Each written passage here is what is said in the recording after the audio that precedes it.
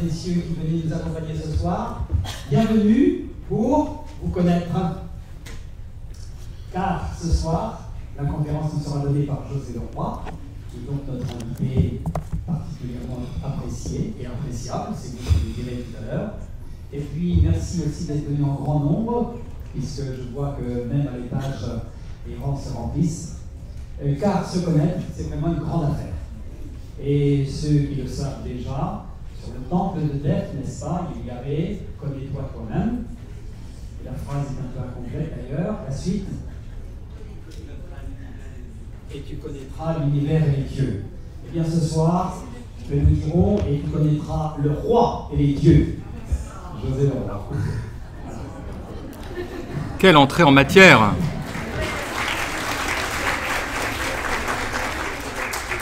Alors, si vous me permettez encore par plaisanterie, il se trouve que José a épousé une gentille femme, au premier rang, qui s'appelle Lorraine.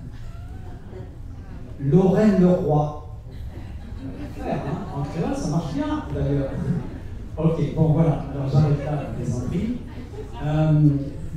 José Leroy, sans doute quelques-uns le connaissent déjà, puisqu'au premier rang, il y a des fidèles de la littérature et de la spiritualité que peut inspirer José. Pour quand même quelques précisions, ceux et celles qui ne connaissent pas encore notre invité. Tout d'abord, la chose vous paraîtra un peu curieuse, mais avant d'être écrivain, philosophe, il a fait des études d'ingénieur, et plus particulièrement dans les télécoms. Donc vous verrez, la communication passera bien. Alors, ingénieur télécom, agrégé de philosophie, et plus particulièrement versé dans la philosophie indienne. Je dis plus particulièrement, c'est-à-dire que ce n'est pas exclusif de la connaissance de nos grands philosophes occidentaux. Il pratique la méditation zen et dans ce cadre-là, en 1993, il a rencontré le philosophe et mystique anglais Douglas Harding, qui est un écrivain conférencier. Et dans la foulée, en quelque sorte, de Douglas Harding, José donc s'est mis à réfléchir, écrire, méditer lui-même aussi. Et dans cet ordre d'idées, il anime régulièrement des stages et des ateliers sur la méditation et l'éveil. Quelques-uns d'entre eux, d'ailleurs, se sont inscrits pour un stage qu'il donnera en dehors des années d'université, mais bref, tout de même, dimanche, je crois. Oui. Vous en reparlerez tout à l'heure. Vous voyez que j'ai un livre entre les mains, parce que dans le même temps qu'il enseigne la philosophie dans un lycée parisien, José est également écrivain, la preuve. Cet ouvrage fait 713 grammes. Pour la veille sur lesquelles, c'est un peu pesant déjà peut-être. Voilà. Et il écrit donc régulièrement, et il est en même temps le directeur des éditions Almora. Alors, j'ai pris l'ouvrage entre les mains là pour pouvoir vous donner quelques titres, car malheureusement, nous n'aurons pas d'ouvrage à pouvoir vous vendre ce soir.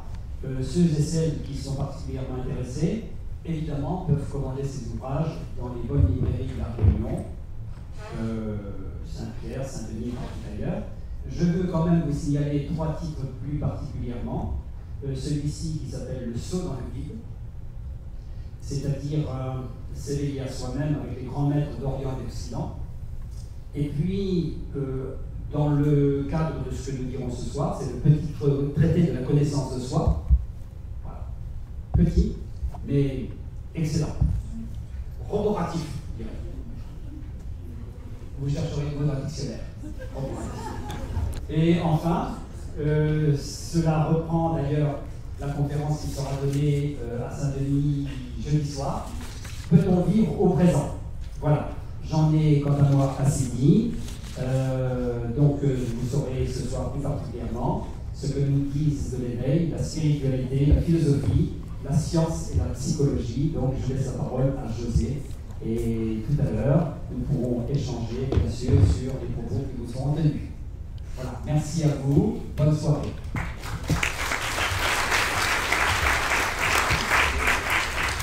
Merci, bonsoir. Vous m'entendez bien? Ça va?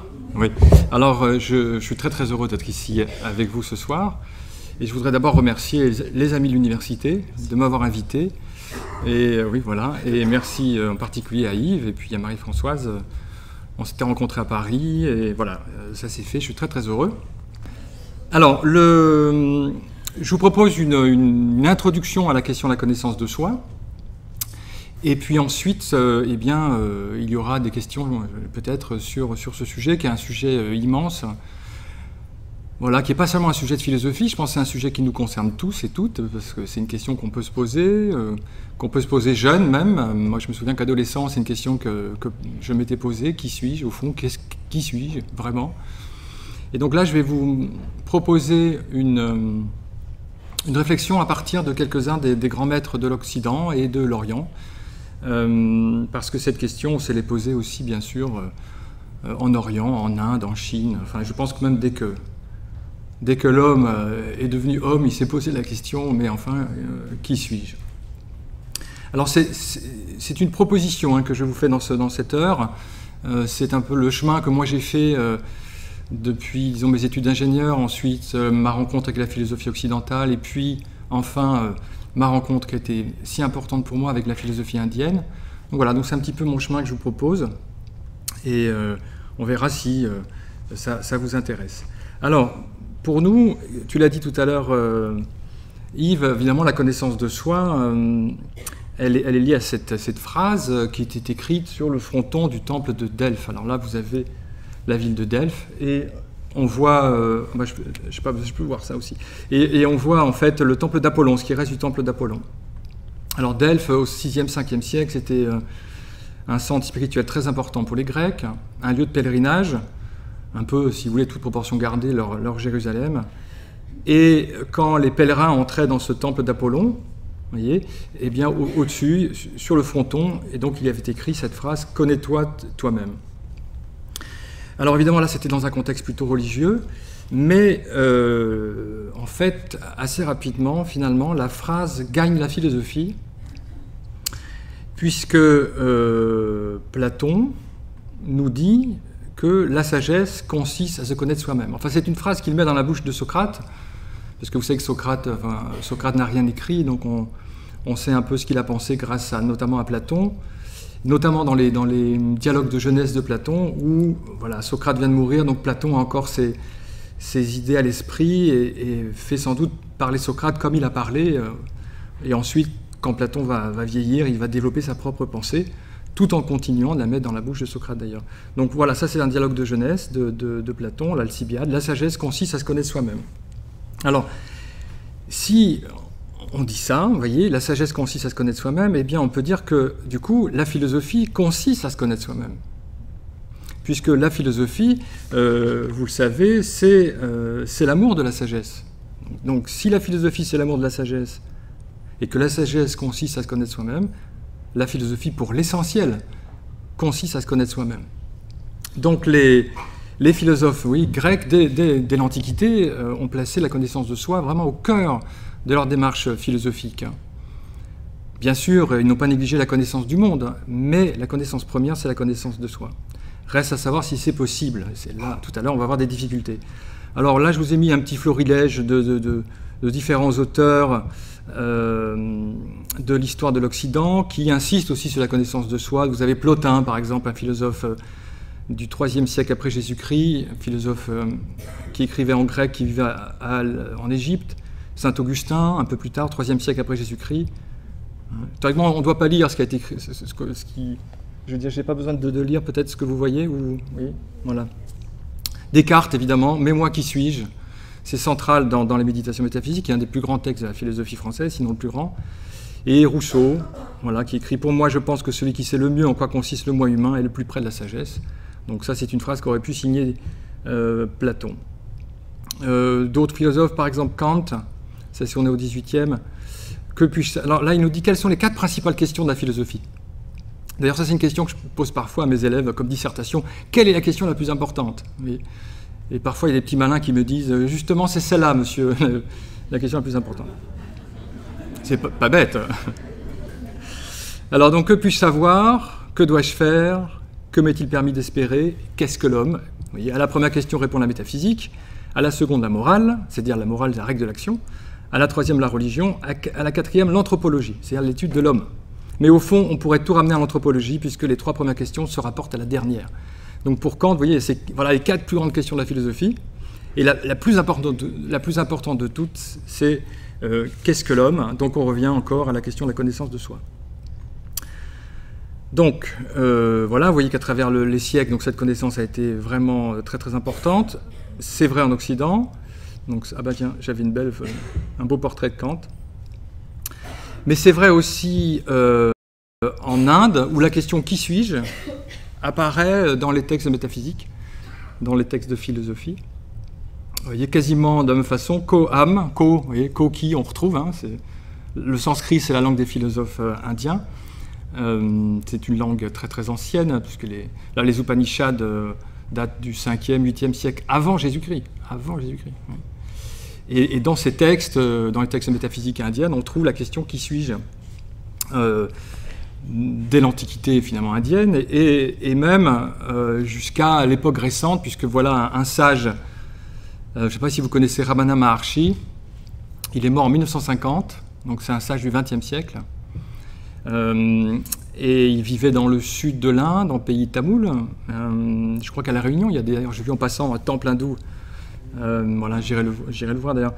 Et donc, Ramana Maharshi a vécu dans le sud de l'Inde, et pour lui aussi, l'essentiel finalement l'essentiel de la philosophie, c'est ce qu'il appelait Atma Vikara, c'est-à-dire l'investigation du soi, la recherche du soi. Alors, voilà ce qu'on lui demande. En quoi consiste cette pratique? Demande-t-on à Ramana. Ramana Maharshi, il répond en la recherche constante du jeu, la source de l'ego. Chercher qui suis-je. Donc, c'est intéressant de voir que la connaissance de soi est centrale donc, chez les philosophes occidentaux et chez les philosophes orientaux. J'aurais pu multiplier les citations chez les philosophes orientaux, mais c'est pas la peine.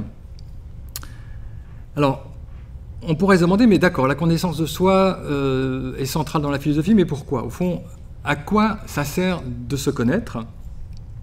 Finalement, est-ce que vraiment on ne vivrait pas mieux sans se connaître? Après tout, on peut faire des découvertes sur soi qui ne sont pas très agréables, et si on était resté dans l'ignorance, finalement, ce ne serait peut-être pas plus mal. Alors pourquoi chercher à se connaître? Alors il y a sûrement beaucoup de raisons.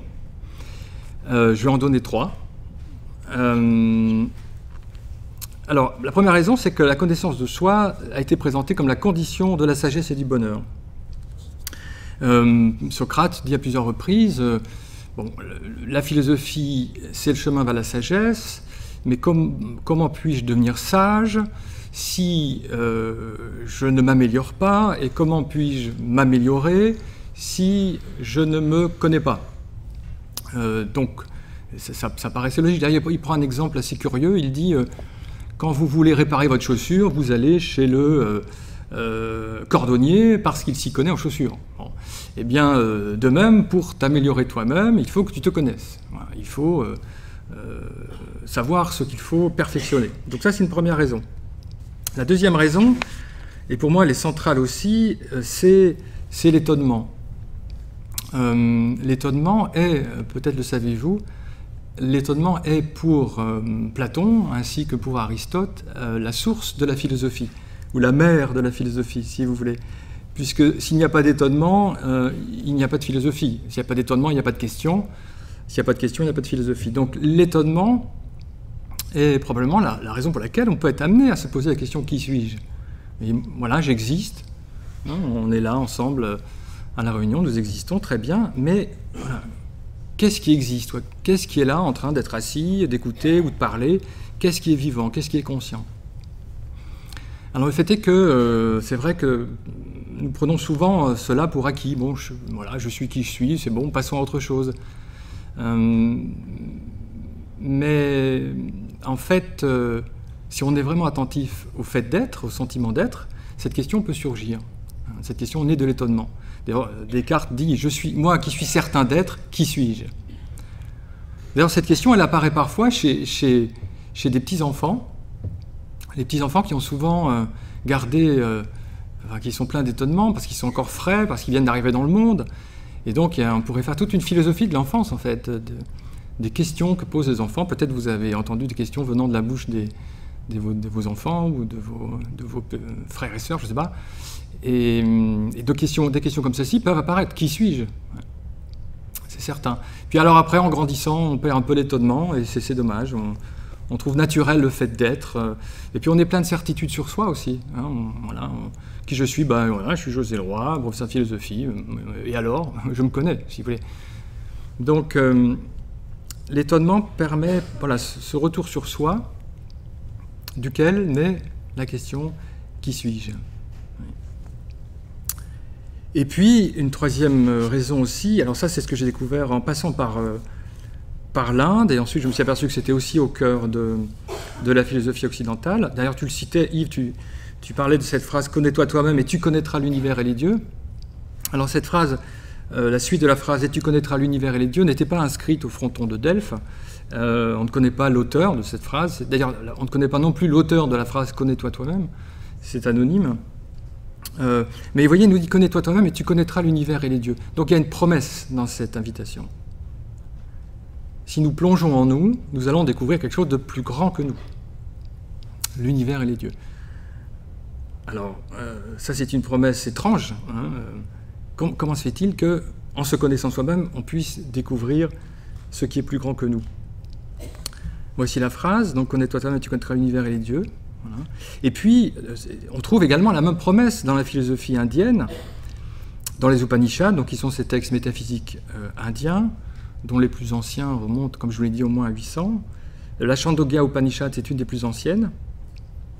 Et là, vous avez une phrase qui est très souvent citée, peut-être vous l'avez déjà lu, entendu, Tat Vam Asi, donc c'est du sanskrit. Tat, c'est cela, Tvam, c'est toi, Asi, c'est être. Donc, ça veut dire tu es cela. Et le cela, Tat, en fait, Tat, oui, cela, c'est un mot qui reste un peu dans le vague, mais ça désigne en fait Brahman, l'absolu. Brahman qui signifie, c'est un mot sanskrit aussi qui veut dire l'immense. Donc, en fait, ça veut dire toi, tu es l'immense.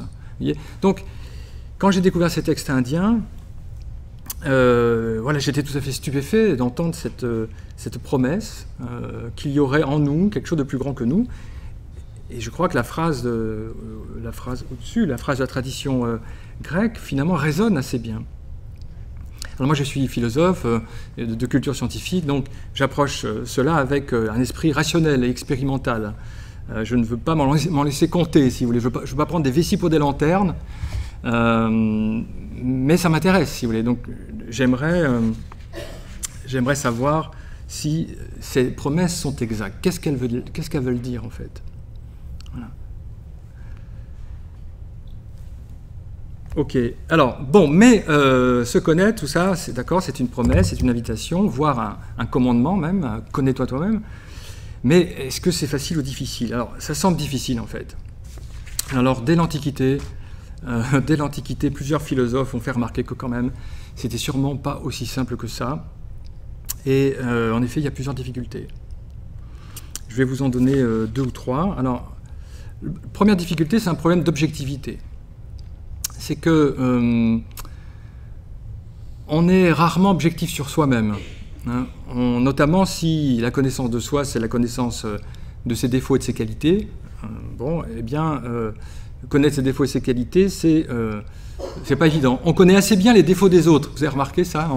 On est fort pour voir les défauts des autres, mais par contre, les siens passent inaperçus. Vous voyez? Alors, ça, c'est quelque chose que faisait remarquer Aristote. Donc là, on est au IIIe siècle avant Jésus-Christ. Aristote est un disciple de Platon.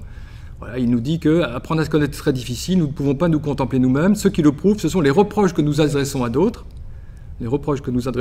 sans nous rendre compte que nous commettons les mêmes erreurs, aveuglés que nous sommes, pour beaucoup d'entre nous, par l'indulgence et la passion qui nous empêchent de juger correctement. Voilà. L'indulgence, c'est nous trouvons des excuses pour nos défauts, alors que nous ne trouvons aucune excuse aux autres, sans doute. Et puis, nous avons une passion, et la passion, c'est l'amour de soi, en fait. Hein. Nous avons un amour immodéré de nous-mêmes, et donc peut-être que cet amour nous empêche de nous voir tels que nous sommes. L'amour rend aveugle, même l'amour de soi. Donc ça, c'est la première difficulté. Bon, mais je crois que celle-là pourra être relevée. La seconde difficulté est beaucoup plus coriace. C'est un problème logique. Alors, c'est un problème qui a été repéré par Platon. D'ailleurs, tous les problèmes ont été repérés par Platon, hein, entre parenthèses. La philosophie commence avec un sommet. Alors, Platon nous dit, dans un dialogue qui s'appelle le Charmide, il dialogue avec un jeune garçon, sur la question de la sagesse.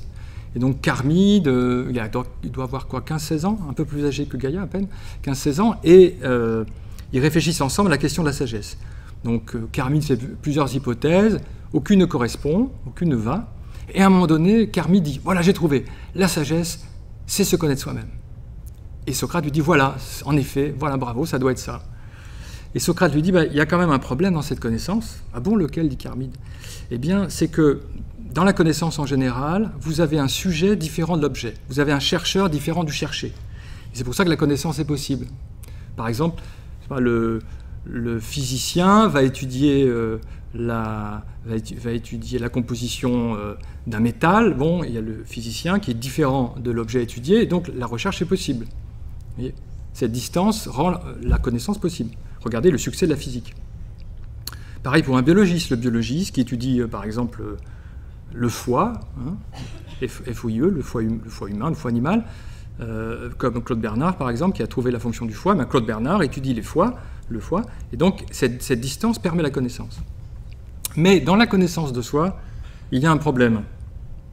C'est que le chercheur est égal au cherché. Moi, je suis le chercheur, et moi, je suis le cherché. Et donc là, on a un problème. On a un problème parce que comment puis-je à la fois être sujet et objet? Vous voyez? C'est comme si je me mettais... c'est comme si je me voyais là dans l'assistance, si vous voulez. Je suis là, puis je me vois dans l'assistance. Si c'est le cas, il faut que je consulte, vous voyez? Oui. Si je me croise dans la rue, par exemple. Vous voyez? Donc on a là une difficulté sérieuse. Le sujet doit être différent de l'objet. Or, dans la connaissance de soi, le sujet est l'objet. Ce qui fait que dès l'Antiquité, des philosophes ont prétendu que la connaissance de soi était impossible. La connaissance des autres objets, oui, peut-être, sans doute, mais la connaissance de soi, non. Inutile de l'entreprendre. Alors, et c'est une difficulté qu'on retrouve même au XIXe siècle. Là, vous avez un philosophe français, Auguste Comte, qui nous dit la même chose. Il est sensible, en effet, que par une nécessité invincible, l'esprit humain peut observer directement les phénomènes, excepté les siens propres, car par qui serait faite l'observation? Vous voyez, si je veux observer mon propre esprit, comment est-ce que je peux faire? Je ne peux pas apparemment découper mon propre esprit en deux. Vous voyez, ou bien je suis en train de penser, ou je m'observe penser, mais comment puis-je à la fois penser et m'observer penser? Vous me suivez? Voilà. C'est un peu comme les chats qui essayent de s'attraper la queue, vous voyez, qui tournent comme ça. Voilà. Donc du coup, pour Auguste Comte, c'est même pas la peine d'essayer, c'est impossible.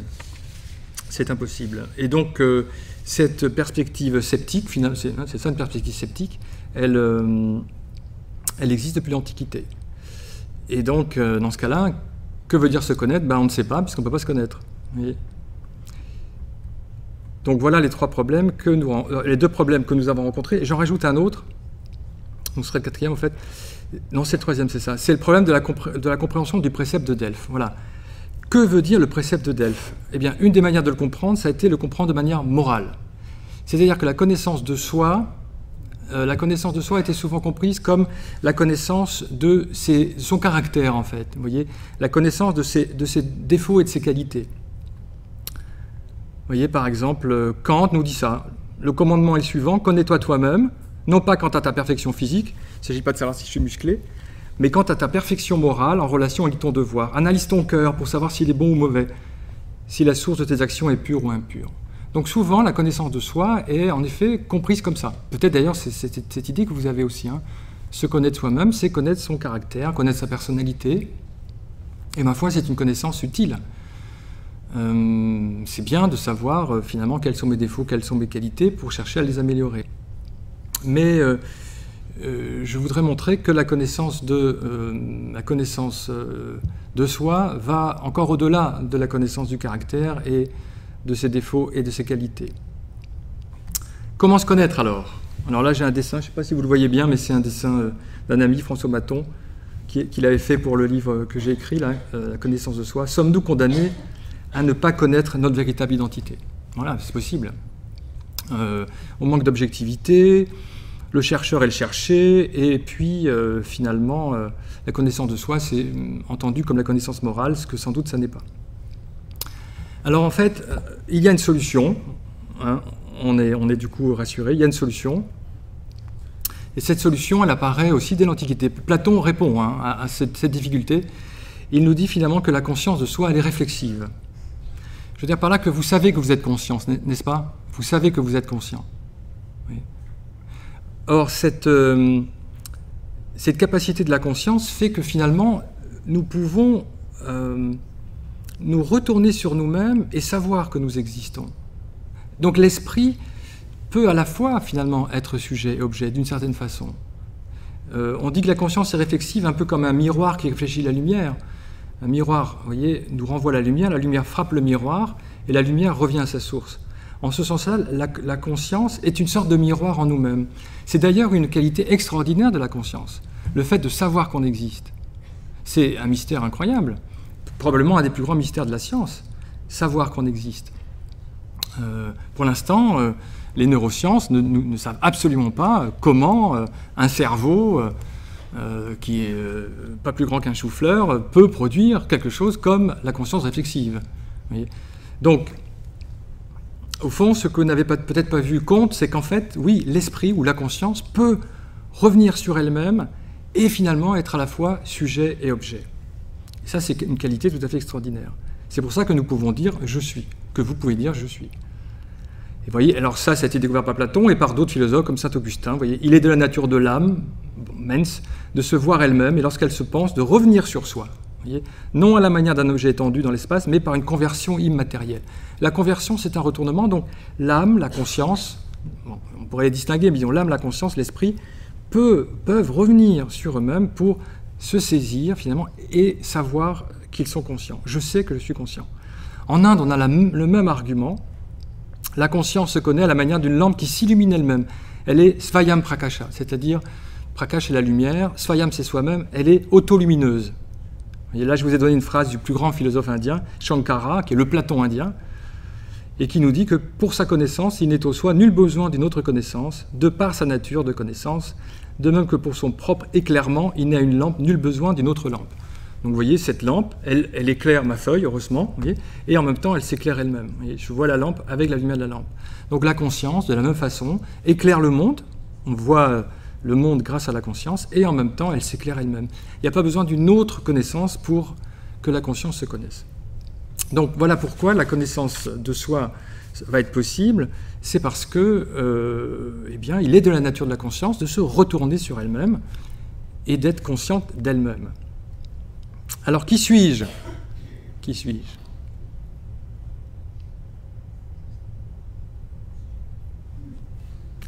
Ouais, ça fait peur, hein, qui suis-je? Alors, évidemment, je pourrais prendre ma carte d'identité pour répondre à cette question. Si je suis arrêté par un agent de police, si c'est la Réunion parce que je roule trop vite, alors qui êtes-vous? Je donne ma carte d'identité. C'est ma carte d'identité, il y a la photo de mon visage, il y a mon nom, mon prénom, mon adresse. Voilà, donc effectivement, la carte d'identité dit mon identité, mais je pense que vous êtes d'accord que ce n'est pas suffisant, on ne peut pas s'arrêter à ça. Je ne peux pas dire que je connais mon identité, que je connaisse qui je suis vraiment par ma carte d'identité. Donc il faut aller plus loin, je pense. Bien sûr. Alors, pour aller plus loin, j'ai coutume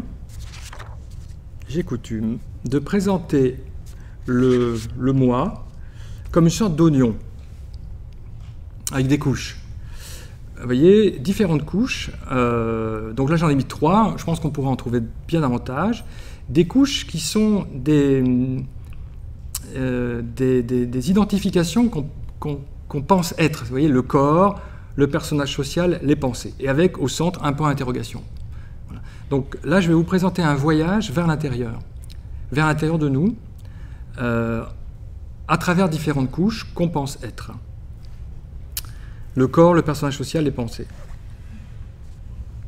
C'est un voyage C'est peut-être le voyage de notre vie, en fait, hein, ce voyage vers le centre.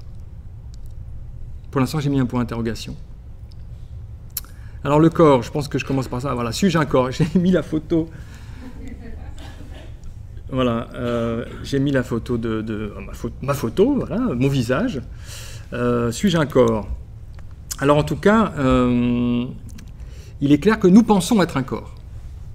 Nous nous prenons pour un corps. En tout cas, moi, je me suis pris longtemps pour un corps. Vous voyez, par exemple, je dis je suis grand. Mais qu'est-ce qui est grand en fait? Si je dis je mesure 1m85, qu'est-ce qui mesure 1m85? Le corps, non? Oui, le corps. Quelle est la taille du je suis, de ma présence? C'est difficile à dire. Si je dis je pèse 80 kg, c'est le corps qui pèse 80 kg. Vous êtes d'accord? Pourtant, si je dis je pèse 80 kg, on semble dire que c'est le je qui pèse 80 kg. Est-ce que le je pèse vraiment 80 kg? Est-ce que le je mesure vraiment 1m85? Comment va-t-on faire pour mesurer un je? Vous voyez, un je, J-E, ouais. Ou pour peser le je. Je suis blanc ou je suis noir? Mais qu'est-ce qui est blanc ou noir? C'est ma peau. J'espère que j'aurai bientôt la peau noire, je vais aller bronzer. Donc, mais c'est ma peau qui est blanche ou noire. Est-ce que le je est blanc ou noir? A-t-il une couleur? Je suis blond ou brun? C'est les cheveux qui sont blancs. Pourtant, on dit je suis grand, je pèse 80 kg, je suis blanc, ou je suis brun. Vous voyez? Donc, si vous voulez, l'identification au corps, elle est profonde, hein, elle est ancienne. On pense vraiment être un corps. Oui. Alors, le propre de la philosophie, c'est d'interroger les évidences.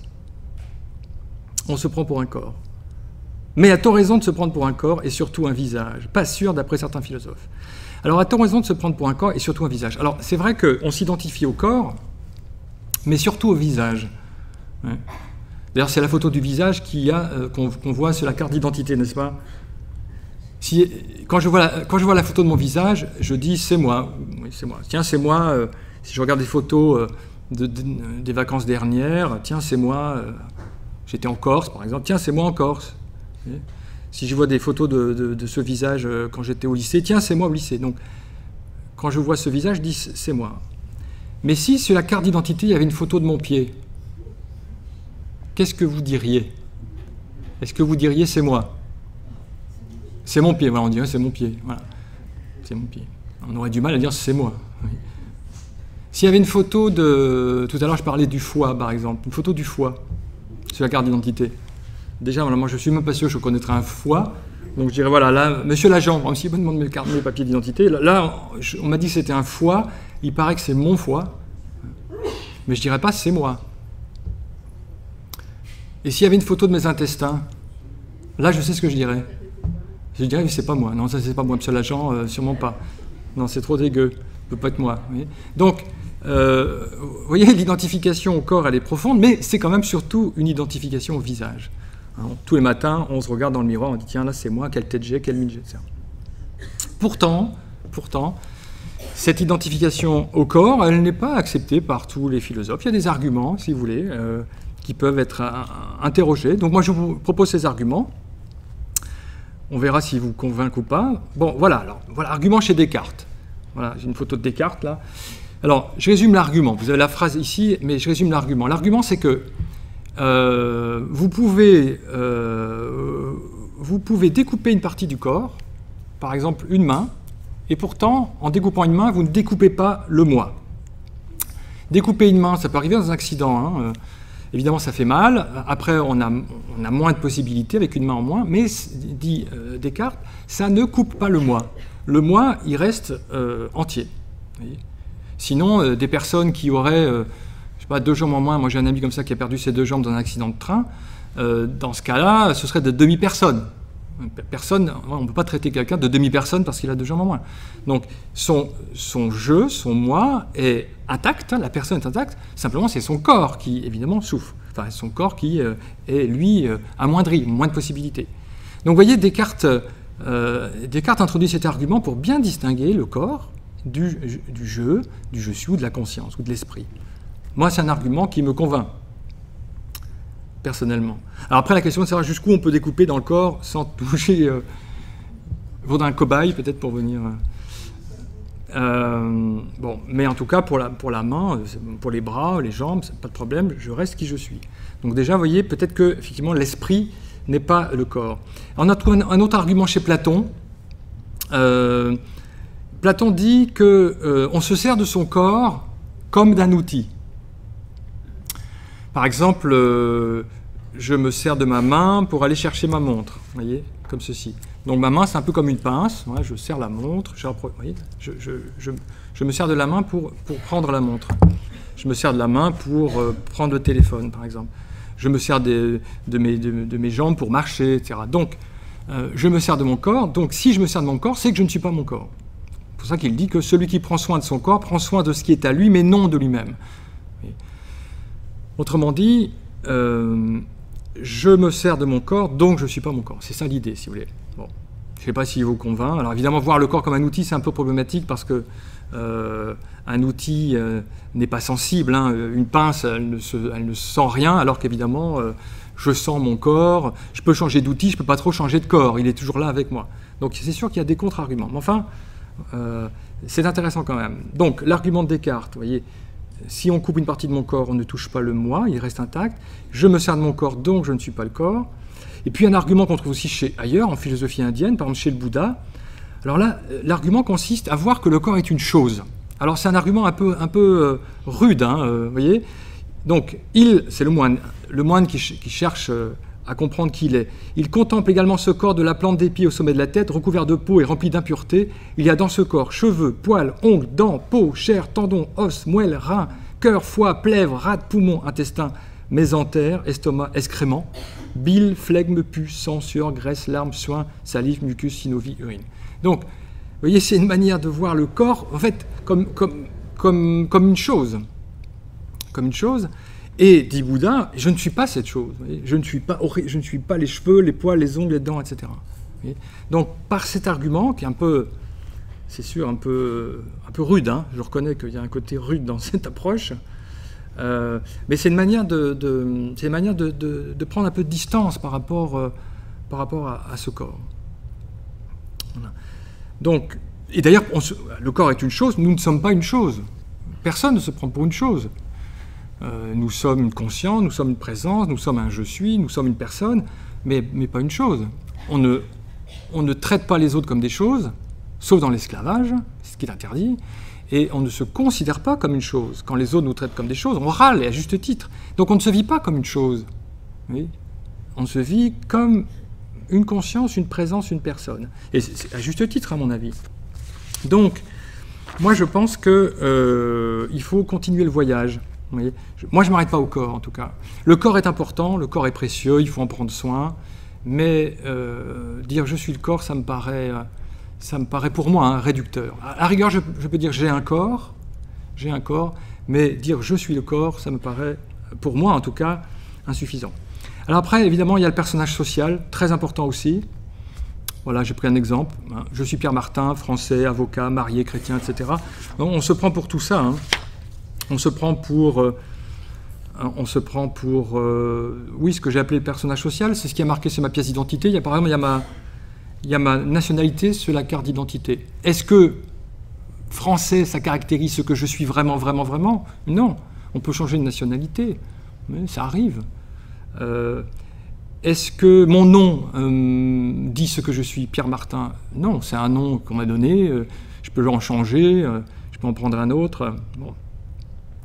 Quoique, une fois, j'avais parlé de ça, j'avais fait une conférence là-dessus, et j'ai une personne qui me dit « Non, monsieur, je ne suis pas d'accord avec cet accent. Non, monsieur, je ne suis pas d'accord, je suis mon nom. Je suis corse, monsieur. » J'aime beaucoup les Corses, hein, si on est dans la salle, j'aime beaucoup la Corse, j'adore ce pays. Mais enfin... Monsieur, je suis corse et mon nom, c'est mon clan, ma famille. Vous voyez. Donc, je sentais bien que là, il y avait une profonde identification à ce nom, à cette famille, à ce clan, à cette lignée, que je peux comprendre, mais c'est une identification. C'est soi-même qui nous identifions à cette histoire, comme on peut s'identifier à l'histoire française, par exemple. Mais reste que c'est ce que je suis qui choisit de s'identifier à ce nom, on pourrait ne pas le faire. Alors, avocat, alors ça c'est très important aussi, hein, on s'identifie beaucoup au métier, non? Surtout si le métier est valorisé, alors avocat j'en sais rien, professeur non, hein, ça c'est plus valorisé, ça l'était avant, ça l'est plus du tout, hein, je le vois bien.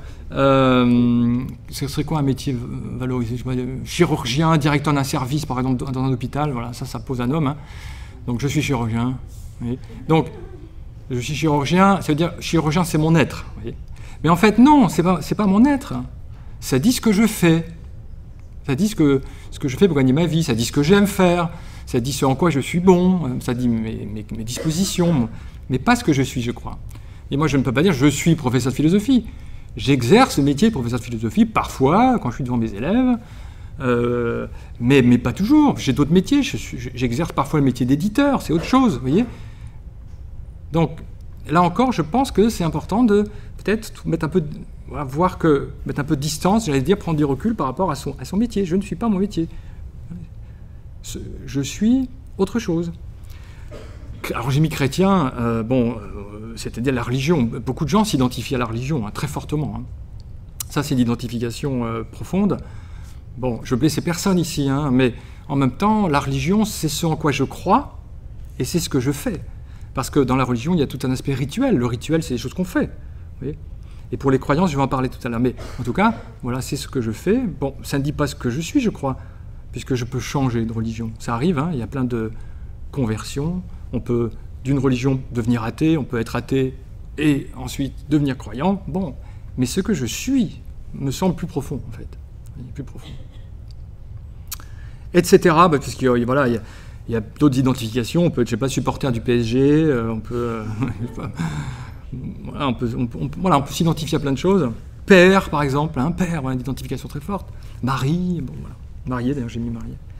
Mais pour moi, ça reste encore de l'ordre du personnage et peut-être du masque. Alors là, vous avez une citation de Rousseau que j'aime beaucoup. Il dit « L'homme du monde est tout entier dans son masque ». L'homme du monde, c'est l'homme de la cour. Parce qu'on est au XVIIIe siècle, l'homme de la cour, l'homme qui va auprès du roi, essaye d'assister, d'être près du roi quand le roi va sur son pot de chambre, par exemple. Magnifique. Bon. Mais en fait, l'homme du monde, c'est tout le monde, je pense. Hein. Nous vivons dans notre masque. N'étant presque jamais en lui-même, il y est toujours étranger et mal à son aise quand il est forcé d'y rentrer. Ce qu'il est n'est rien, ce qu'il paraît est tout pour lui. Voilà. Ce qu'il est n'est rien, ce qu'il paraît est tout pour lui. Nous vivons dans l'apparence et nous avons perdu de vue peut-être le centre, l'être.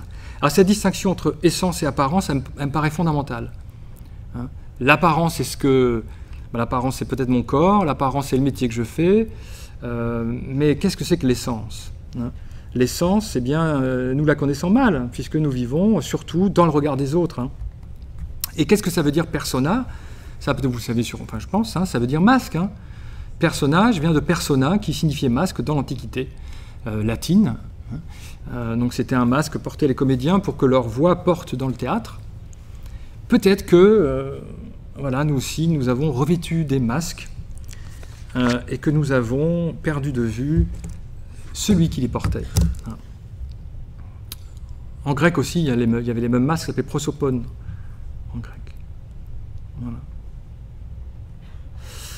Alors, qui suis-je au-delà des masques? Voilà. Épictète, qui est un philosophe stoïcien que j'aime beaucoup, du 2e siècle après Jésus-Christ, 1er siècle après Jésus-Christ, il est mort en 130 après Jésus-Christ, dit ceci: il y aura peut-être un temps où les acteurs tragiques croiront que leurs masques, leurs chaussures, leurs robes, ce sont eux-mêmes. Homme, tu n'as ici que matière à ton action et rôle à remplir.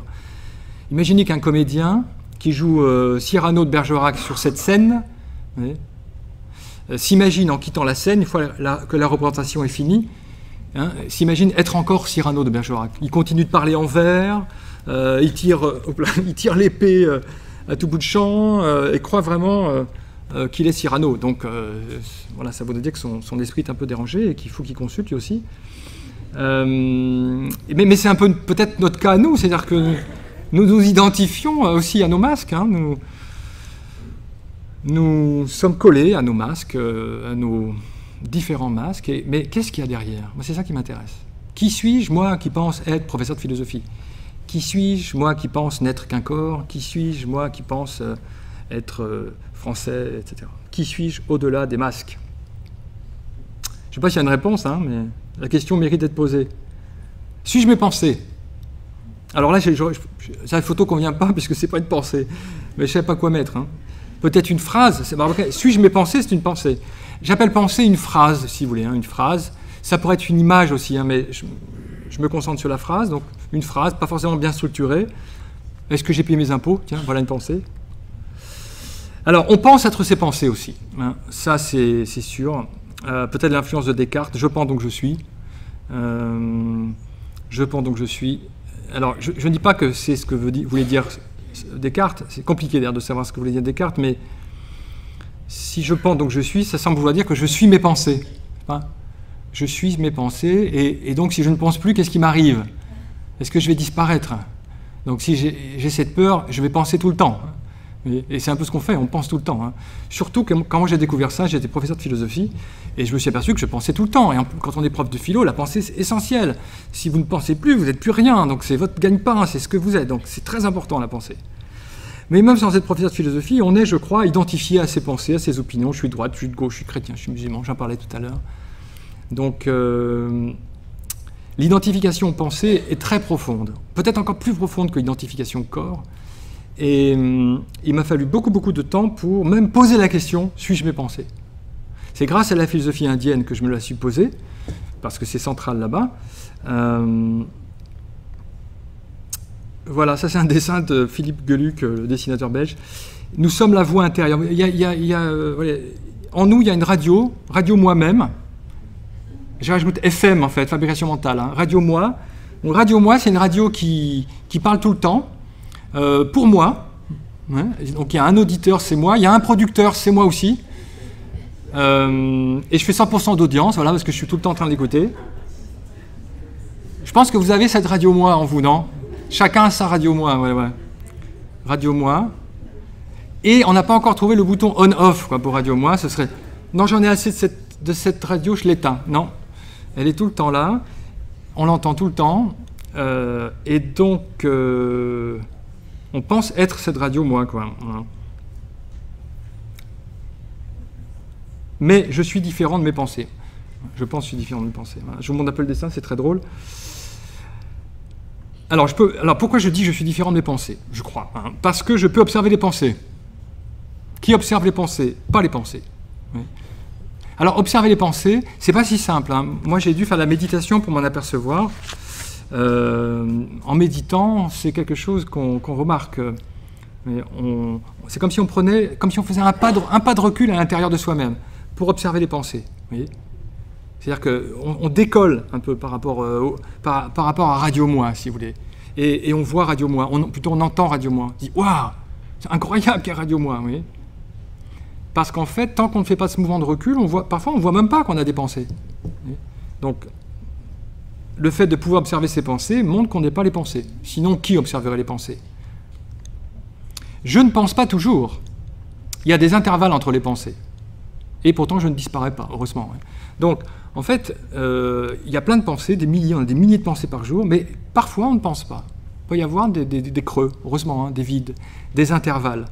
Vous voyez, un peu comme il peut y avoir entre deux nuages dans le ciel, un intervalle, et on voit le ciel bleu. Vous voyez, le ciel bleu, ça serait ce qui est au-delà des pensées, et les nuages seraient comme les pensées. Donc il y a des intervalles. Si vous écoutez une belle musique, par exemple, vous êtes dans l'écoute de la musique, là vous ne pensez pas. Hein, vous êtes dans l'écoute. Ou si vous êtes devant un beau tableau ou un beau paysage, comme on vient d'en découvrir ici à La Réunion, vous regardez. Alors après, la pensée va venir. Vous allez dire, oh c'est beau, vous voyez, là il y a une pensée. Mais pendant un moment, il y a une espèce d'ouverture qui fait que vous êtes peut-être sans pensée, ouvert. Voilà. Je ne dis pas que les pensées ne sont pas importantes, elles sont importantes. J'aime beaucoup les pensées, j'adore les pensées, mais peut-être qu'elles ne nous définissent pas complètement. Et si j'arrête de penser, je ne disparais pas, heureusement. Hein. Voilà, les pensées changent toujours aussi. Donc je vous ai dit, on a des milliers de pensées par jour. Mais pourtant, il y a en nous quelque chose qui est stable. L'observateur des pensées, il demeure. Il y a une stabilité en nous qu'on peut trouver si on est un peu attentif. Évidemment, si on pense être les pensées, eh bien, en nous, il n'y a que du mouvement. Hein. En nous, on est emporté par les pensées. C'est comme si le train des pensées arrivait, on monte dedans, et hop, c'est parti pour le Grand 8. Hein. Le Grand 8 des montagnes russes, parce que les pensées sont parfois, nous rendent fous parfois, hein, vraiment. Hein. Mais si vous savez prendre du recul, eh bien, vous pouvez voir que c'est comme si le train des pensées arrivait en gare, mais vous ne montez pas dedans, vous voyez? Vous le laissez repartir. Donc, ce qui donne évidemment une stabilité profonde et aussi une grande liberté. Que suis-je alors vraiment, vraiment? Alors voilà, donc ça c'est une proposition que je vous fais. Alors dans l'Advaita Vedanta indien, donc c'est quelque chose que j'ai trouvé en Inde, on nous dit, nous sommes la conscience pure. Ce qu'on appelle, donc ce que les textes appellent Atman Brahman. Atman c'est le soi, Brahman c'est l'immense, vous vous souvenez, soi immense, qui est le témoin de tout ce qui change en nous, pensions, qui vont changer aussi, pensée, émotion, corps. Voilà, donc ce soi, dit-on, dans l'Advaita Vedanta indien, est sans forme, sans âge, il est Sat, Chit, Ananda, être, conscience, béatitude. Donc c'est-à-dire que, selon l'Advaita Vedanta indien, en effet, au-delà du corps, au-delà du masque social, au-delà des pensées, il y a une présence. Cette présence que vous êtes maintenant. Cette présence qui est appelée Atman Brahman, soi immense, Sat, Chit, Ananda, être, conscience, béatitude. Être, parce que je suis, vous êtes, conscience, parce que nous sommes conscience, et béatitude, alors là, évidemment, béatitude c'est la joie, parce que justement quand on découvre cette présence, eh bien, il y a des répercussions immenses sur notre qualité de vie, nous cessons d'être agités par les pensées, etc. Dans le bouddhisme, eh bien, le nom change, mais c'est la même perspective, je crois, hein. On appelle ça vacuité éveillée, nous sommes une vacuité éveillée, appelée nature de Bouddha, ou Rigpa, ça c'est un nom dans le bouddhisme tibétain, présence sans limite, comme un ciel dans lequel passent les pensées et tous les phénomènes, pour le bouddhisme. Vous voyez ? Alors c'est d'ailleurs étrange parce que dans le bouddhisme, on insiste sur la vacuité, sur l'espace vide, alors que dans l'hindouisme, vous voyez, on insiste plutôt sur l'être, sur le plein. Donc on a l'impression que les deux philosophies s'opposent, en fait, en tout cas dans leur forme, hein, être d'un côté, vide de l'autre, mais en réalité, quand vous regardez vraiment les textes, vous apercevez qu'ils parlent de la même chose. Il me semble qu'ils parlent de la même chose, mais avec des mots différents. Un peu comme si vous voulez, pour faire le tour de la Terre, ils avaient emprunté, les uns étaient partis vers l'ouest et les autres vers l'est, et en fait, ils se retrouvent au même endroit à peu près en même temps. Vous voyez, les chemins sont différents, mais ces chemins pointent vers qui nous sommes vraiment, vraiment. Alors, voilà, moi je distingue l'essence et l'apparence, pour être peut-être plus clair. L'essence et l'apparence. Donc nous avons une apparence, ce que les autres voient de nous, c'est ce que nous voyons aussi de nous dans le miroir, c'est un point de vue extérieur, périphérique, important mais périphérique. Et dans l'apparence, je mets aussi les pensées, hein, finalement. Et puis il y a le point de vue de ce que nous sommes vraiment, vraiment au centre, pour nous-mêmes, indépendamment du point de vue des autres, c'est ce que j'appelle l'essence. Vous voyez ? Ce que je suis, la présence vraiment que je suis. L'apparence, c'est le corps, le personnage social, les pensées, le caractère, les actions, qui sont précieuses, importantes, hein, je les dévalue pas du tout. Et l'essence, c'est ce qui en nous dit « je suis », la conscience, qui est témoin du corps, des pensées et du personnage social, la présence. La présence.